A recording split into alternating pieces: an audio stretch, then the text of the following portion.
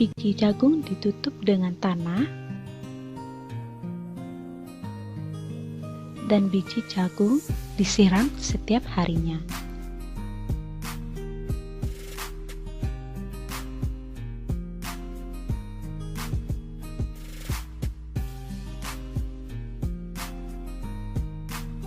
Malam dan siang pun berganti.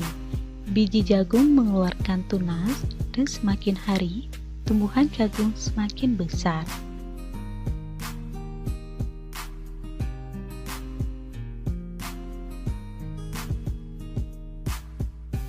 Dua bulan kemudian, tumbuhan jagung tumbuh dengan sempurna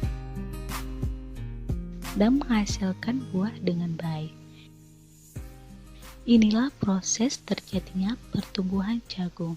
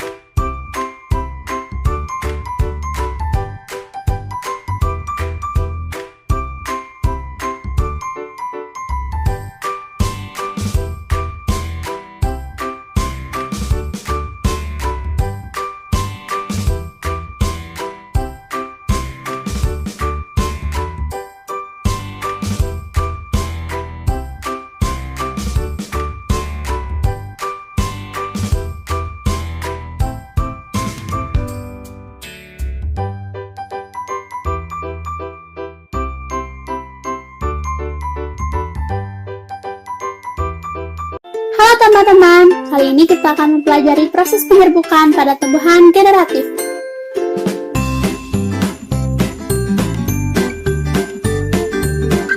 Oke teman-teman, di sini terdapat bagian-bagian bunga yang harus kita ketahui sebelum membahas penyerbukannya.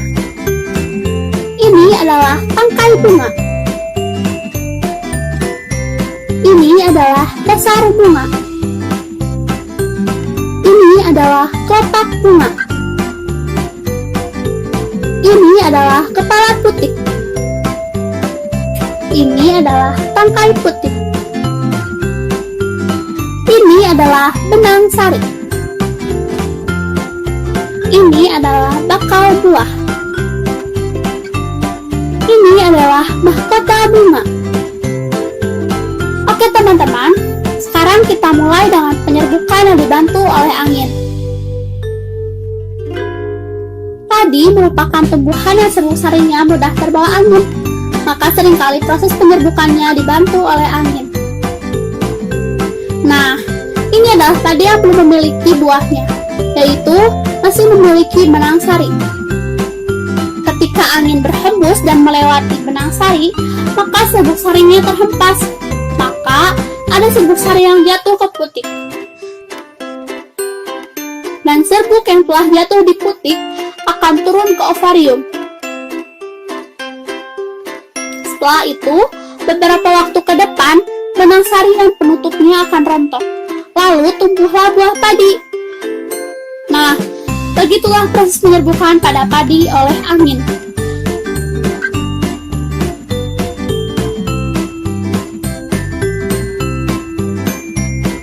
Penyerbukan bunga oleh hewan. Yang pertama ada lebah, ada burung, dan kelelawar. Teman-teman, yang pertama kita akan melihat penyerbukan dengan bantuan lebah.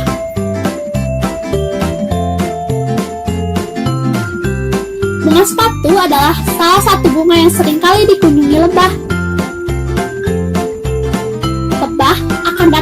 menghisap nektar bunga, sementara kakinya menginjak serbuk yang ada pada benang sari.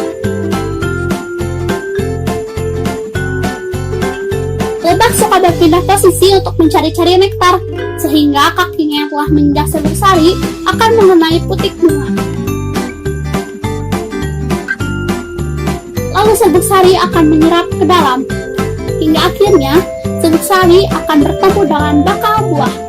Proses berikutnya adalah bakal buah akan berubah menjadi biji. Setelah itu, mahkota dan benang sari akan rentok dan tumbuhlah buahnya. Oh iya teman-teman, penyerbukan oleh serangga tidak hanya dilakukan oleh lebah, tapi bisa juga dengan kumbang, dengan kupu-kupu, dan juga semut. Oke teman-teman, sekarang kita akan melihat penyerbukan bunga oleh kelelawar.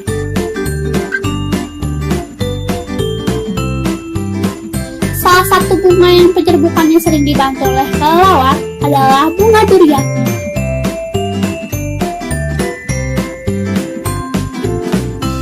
Sama seperti serangga, kelelawar mengkonsumsi nektar yang ada di bunga teman-teman. Ketika kelelawar menggerogoti bunga untuk mencari dan mengkonsumsi nektar, serbuk sari berhamburan. Maka, serbuk ada mengenai putik teman-teman, dan serbuk sari pun turun hingga ke bakal buah. Beberapa waktu kemudian, mahkota dan benang sari pun rontok, dan buah durian pun tumbuh.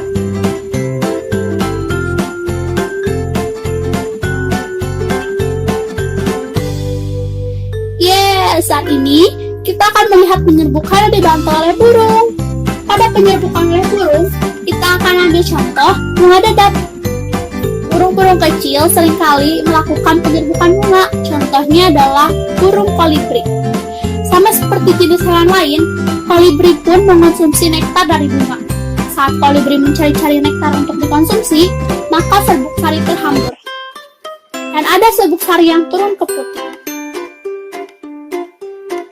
Lalu, serbuk sari menyerap sampai ke bakal buah. Beberapa waktu kemudian, mahkota dan benang sari rontok dan tumbuhlah buahnya.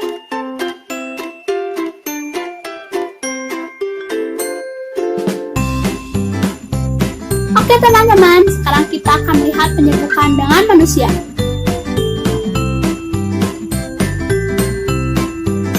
Nah, di sini kita akan melihat contoh penyerbukan dengan manusia pada bunga vanila. Kita membutuhkan kayu yang lancip untuk merobek bunga vanila. Pertama, kita harus mencari benang sari lalu robek mahkota hingga terlihat benang sari secara utuh. Lalu ambil serbuk sari dan tempelkan ke putik.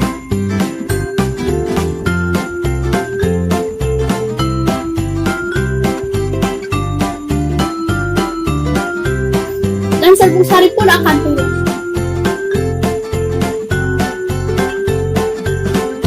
Maka, serbuk sari pun bertemu dengan bakal buah.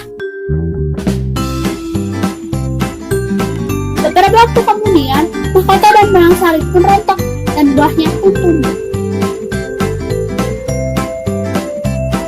Oke, sekarang kita memasuki penyerbukan bunga yang dibantu oleh air. Penyerbukan bunga oleh air bisa disebabkan oleh hujan dan cipratan air.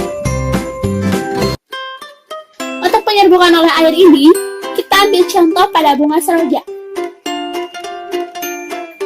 Ketika ada air atau hujan yang mengenai benang sari hingga jatuh ke putik, maka terjadilah proses penyerbukan. Dan serbuk sari masuk ke dalam putik hingga ke bakal buah.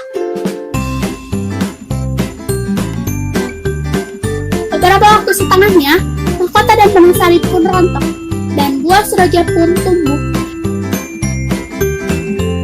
Yang terakhir, kita membahas jenis-jenis penyerbukan. Jenis-jenis penyerbukan itu ada 4 macam. Yang pertama adalah penyerbukan sendiri. Lalu, penyerbukan serumah, penyerbukan silang, lalu penyerbukan klastar atau berbeda jenis. Nah, bagaimana teman-teman? Mudah kan mempelajari penyerbukan bunga?